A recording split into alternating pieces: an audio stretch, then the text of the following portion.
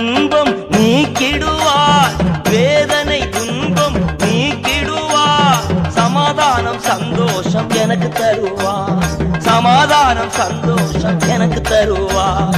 இயேசு கூட வருவார், எல்லாவித அற்புதம் செய்வார். இயேசு கூட வருவார், எல்லாவித அற்புதம் செய்வார்.